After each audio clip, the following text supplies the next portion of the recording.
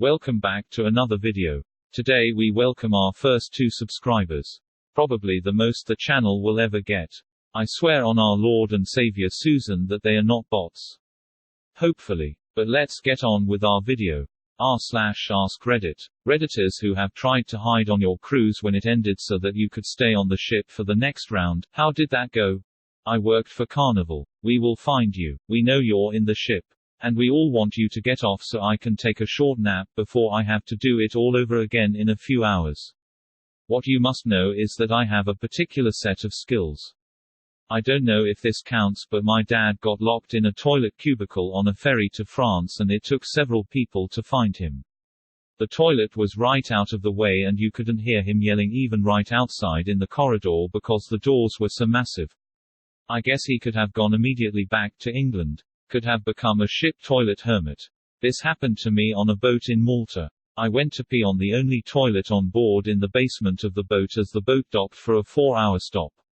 I legitimately thought I might die. It was so hot I thought I might suffocate. Finally some guy found me 15 minutes after I was screaming and pounding on the door. He let me out and then laughed about it to his friends. Sort of happened with my husband too. He used to work as a shipping agent and the crew didn't realize he was still on board the tanker until he went up to the main deck. They had already set sail for South America, from the UK, but thankfully were able to get him back to land on the pilot's boat. A little different, I was going through a really hard bout with depression in 2012 and really had nothing going on in life besides an overnight job at a gym. My parents decided to do a family cruise in March as our Christmas present. I was actually planning on saying goodbye to my family at the end of the trip and just getting off at the last island and not getting back on. Then I found out the cruise company would alert local authorities that I didn't get back on. I wanted to just island skip for a while instead of backpacking through Europe to do some thinking and adventuring. I didn't want to end up in some crappy Caribbean jail. My friend did this. He can't handle his drink and we were on a mini cruises from Newcastle to Amsterdam. After a good few drinks he loses it. Rips a table from the wall and throws it away, took his top off as well as another friend's top and threw them overboard shouting, "WHEEYYYYYYYYY." He was quickly sent to the brig and had his passport confiscated, meaning he couldn't get back on the boat after our day in Amsterdam. So he tried to hide under the bed. According to his story he couldn't fit so his feet were sticking out a bit and said he got caught straight away. They threw him off and we never seen him that day.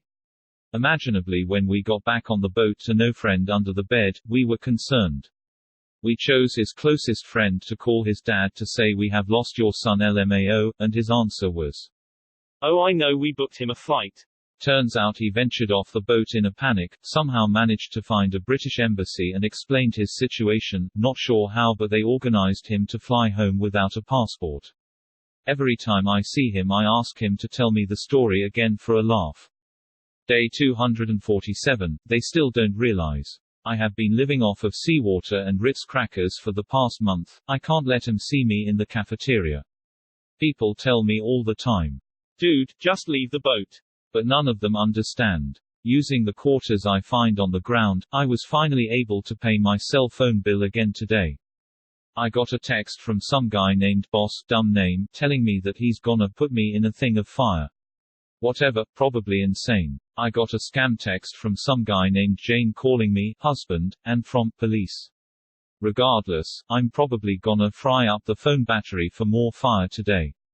I sometimes wonder what life is like outside of the ship, but quickly dismiss those thoughts after I realize that there is no such thing as living outside of the ship. Around day 50 or 60, people in blue coats began to harass me, saying that I must go or they're gonna find me or something. They're probably just heroin addicts, though they scared me enough to go incognito until they're gone. With a combo like sea water and Ritz crackers you'd be dead within a day lol. I found some crew clothing in the laundry and put it on. The crew was changing out at the last stop so nobody would recognize my new face. In the 2 days between the ending of one round and the start of the next leg, I found myself enjoying the nods from other crew members and a level of respect I wasn't used to having dressed as a normal passenger. I decided that I would chat up some of the bar staff and see if I'd have any luck getting free drinks. After a few beers, this new bartender came on. An old British guy. Looked like he'd seen some stuff. He had a nickname for everyone. Governor, amigo, pal, comrade. I guess he'd really traveled a lot. He kept serving me drinks with a sly wink, like from one old sea dog to another. It came time to settle my bill, as the ship was prepping for departure, and when I went to give him money, sure enough, he told me I didn't have to pay. No sir, he said. This one's on me, Captain, no trouble at all, good luck getting us out of dock. And he pointed over my shoulder with his chin. I turned around and the rest of the bridge crew was there with a security detail. And then, all those nods of respect and deference over the last 2 days immediately made sense. I had nabbed a captain's uniform. My mind was racing and I was sure I was done for when one of the crew in front of me stepped forward and introduced themselves. Holy crap, I thought, they don't know I'm not the captain. If I just play along with this I can find a way to escape. A pleasure, Captain. I'll be your first mate. John, looking forward to sailing with you. I've heard good things. Shall we take to the bridge then and get underway? I gave him my best captain's thumbs up and a wink. Well, she's not going to sail herself, is she, John? Ha ha, and that's why cruise ships aren't allowed in that part of Italy anymore. Get ready boys, cause this is a long one. In 1991 I took a ferry from Brindisi, Italy to Corfu, Greece. A guy the first met in line assumed I didn't speak English, and he was telling his friend that they needed to smoke all of their weed because they heard that the border agents in Greece were strict. We became fast friends. I had booze too. I was going to sleep in the open air on the deck, but a French-Canadian girl with a moustache kept trying to crawl into my sleeping bag with me and do the nasty, "I'm a guy by the way."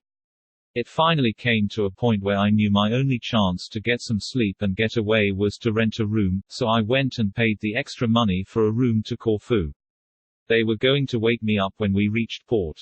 I wake up and the pursers are knocking on my door. So I let them in and say, "Corfu?" "No," they say. I was a bit annoyed.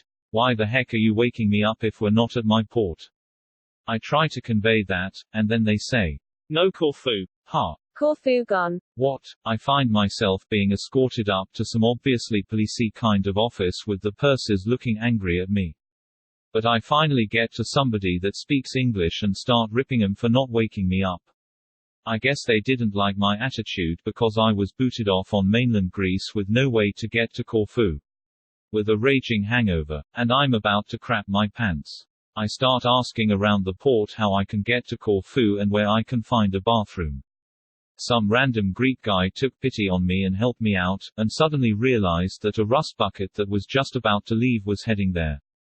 I rush over and pay, and it's not a tourist boat, it's the boat the locals take to work on the island.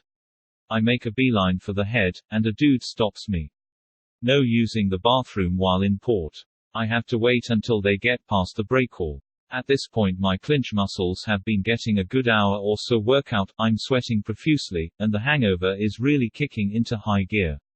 I curl up in the fetal position next to the big cowl vent until we're nearing the breakwall and I head towards the head.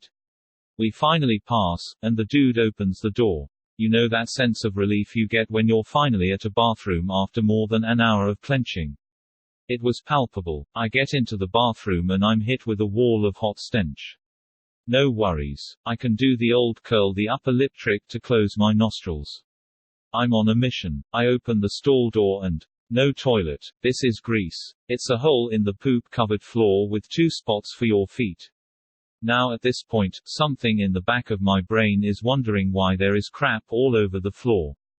But too many other things were going on in my brain at the time that I simply chalked it up to the Greeks having prehensile anuses. And that's when the waves hit. My pants are down, I'm bending down to do the squat, and I hear it.